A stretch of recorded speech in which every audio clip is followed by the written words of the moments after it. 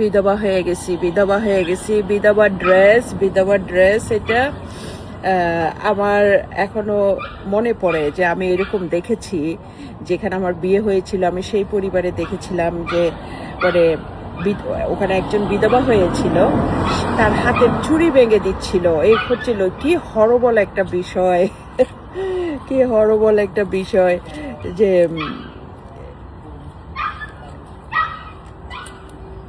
স্বামী মারা যাওয়ার পরে মানুষকে এভাবে টর্চার করতে পারে। This is actually unbelievable, but what ever is was A happen. So আমি ডাক্তার কাছে এসেছি, আমার তো আছেই সমস্যা অনেক। আমি তো বলেছি আমার শরীরে কিন্তু 7, 8, 10, 12টা হবে মনে হয়, আমি গুনতে হবে একটা একটা করে, এতগুলি সার্জারি আছে। I have many surgery in my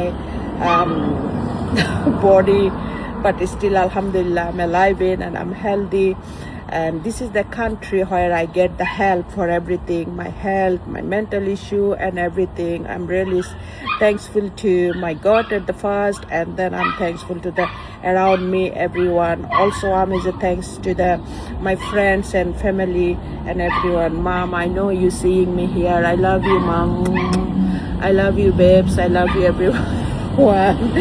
So আমার পরিবারের লোকজন আসলে আমাকে খুব একটা কাছে পায় না, আগেও পেতো না, এখনো পাচ্ছে না, বাট ওদের জন্য এখন একটা খুব সুযোগ হয়েছে, ওরা আমাকে এখানে দেখে। সো এখানে আগে তো ফোন করতে করতে বিরক্ত হয়ে যেত, এত ব্যস্ত ছিলাম, কাজ কাম করেছি, বাচ্চা লুক আফটার করেছি, ছোট ছোট বাচ্চা ছিল আমার, বাচ্চাগুলো লুক আফটার করেছি। বিশেষ করে বাচ্চাদের জন্য আমি মানে লাইক একটা লিমিট টাইমের মধ্যে, একটা চকের মধ্যে আমাকে থাকতে হতো। বাচ্চাদের সব কিছু মিনিটে মিনিটে খাওয়া দাওয়া, কাপড় চোপড় চেঞ্জ, নেপি চেঞ্জ, সব কিছু বাচ্চার জন্য আমি কোনো দিকে মুভ করতে পারতাম না। সো ওই সময় তো আমার আত্মীয় স্বজনরা আমাকে খুব ফোন করতো, পেতো না। বাট এখন ওরা বলে যে তোমার একটা ভালো সুবিধা হয়েছে, অ্যাটলিস্ট আমরা ভিডিওতে তোমাকে দেখতে পাচ্ছি। সো এই জন্য ভিডিওর মাধ্যমে আমি ওদেরকে আমার ফিলিংসটা জানাই।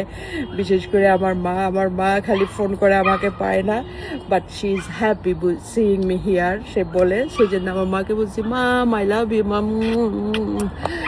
সো এ হলো কথা। সেটা হচ্ছে যে শুনেন, আমি আমার এক্সপেরিয়েন্স থেকে বলছি, বিধবা হওয়ার পরে আমাদের দেশে স্ত্রীকে, এটা সবাই না, it's not like I am talking about everyone.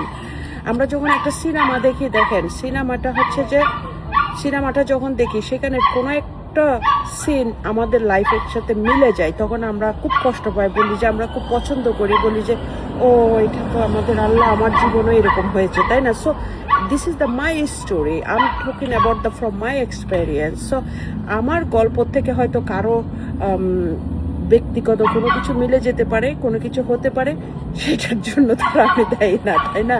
So I am not talking, I have as a talking to like so many stories, but I'm not going to. আমি সত্যি কথা, honestly I'm just saying to from my experience যে মহিলারা বিধবা হওয়ার পরে যেই প্রবলেমগুলি face করে, বিধবা হওয়ার পরে যেই প্রবলেমগুলি আমাদের বাংলাদেশি মহিলারা যেগুলো ফেস করে, তার মধ্যে নাম্বার 1 হচ্ছে টাইটেল। নামের আগে লেখে মিসেস। কেন why you need to be writing the Mrs? এই নামটার জন্য, যদি বা আমাদের বাংলাদেশে এটার জন্য অনেক সমস্যা হয়তো বা হয় না, আই এম নট শিওর, বাংলাদেশের ল সম্বন্ধে আমার বেশি কোনো আইডিয়া নাই ওই রকম।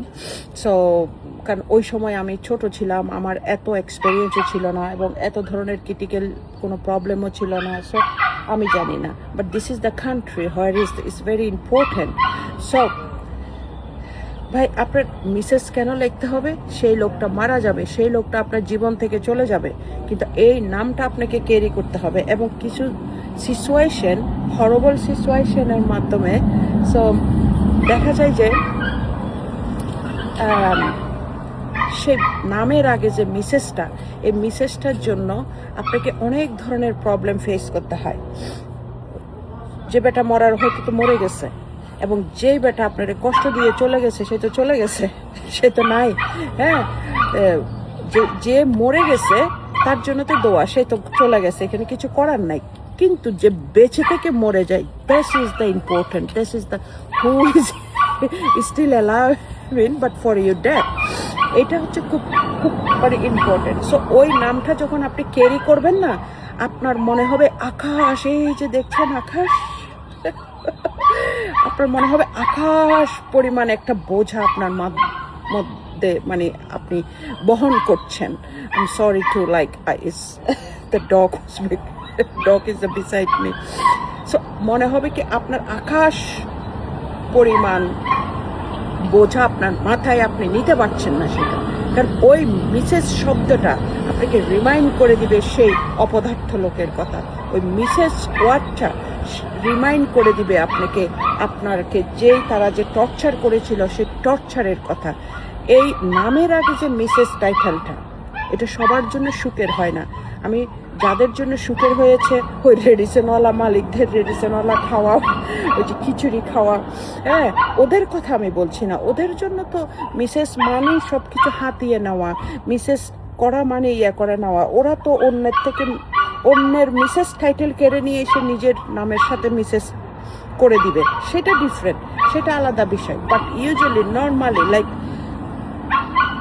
who originally get pain from the man, যারা যে পুরুষগুলা যে মহিলাদের সাথে বেমানি করেছে, প্রতারক যে পুরুষগুলি আছে, যে পুরুষগুলি মহিলাদের জন্য বেঁচে থাকতে মৃত এবং এরকম সাদা ড্রেস পরতে হয় তাদের জন্য, বিধবার পোশাক পরতে হয় তাদের জন্য, আমি বিশেষ করে সেই মহিলাদেরকেই বলি যে কেন ভাই নামের আগে মিসেস ইউজ করবেন। এবং আমি বলি যে নিউ জেনারেশন যারা বিয়ে করবেন, আপনার নিজের একটা পরিচয় আছে। স্বামী এসেছে আপনার পরে, তার আগে কিন্তু আপনার বাপ, রাইট? সো আপনি আপনার বাপের পরিচয় বহন করেন। এবং আমরা যদি ইসলাম শরীয়ত মতনও দেখি, সেখানে কিন্তু আমি যতটুকু শুনেছি, I am not very religious honestly, I am sorry something is wrong I am saying. So আমি আগেই অ্যাপোলজি করে নিচ্ছি, because about the religion thing I don't know much, and honestly I don't want to be know whatever I am, I'm okay anyways. So দেখেন, আমাদের ধর্ম যেটা আছে, আমার ফ্যামিলির সবাই তো, আমরা তো বর্ন মুসলিম, সো বেসিক জিনিসগুলি আমরা জানি। এবং আমার ফ্যামিলির সবাই কিন্তু খুব খুব রিলিজিয়াস, মেয়ে আমাকে তো সেটার জন্য পিঠা খেতে হয়, এ করতে হয়। হ্যাঁ, আমি রিলিজিয়াস, বাট আমি ওই রকম রিলিজিয়াস না যে মাথায় কাপড় দিয়ে মুখের মধ্যে মানে মানুষকে বুলি করা বা মানুষকে গালি দেওয়া বা মানুষের পরনিন্দা পরচর্চা করা, এটা আমি পারি না। আমার কথা হচ্ছে যে আমি যেদিন মাথায় কাপড় দিব সেদিন ডিফারেন্ট একটা লাইফ লিভ হবে। ওই মহিলার মাথার মতন আমি এরকম টাইট করে বোরখা পরে মুখ বাইন্দা, তারপর ওই মুখের মধ্যে পর্দা উঠাইয়া গালাগালি করব না, তাই না? সো আমার পরিবার থেকে তো আমি দেখি যে আমাদের ধর্মেও বলেছে যে একটা মেয়েকে তার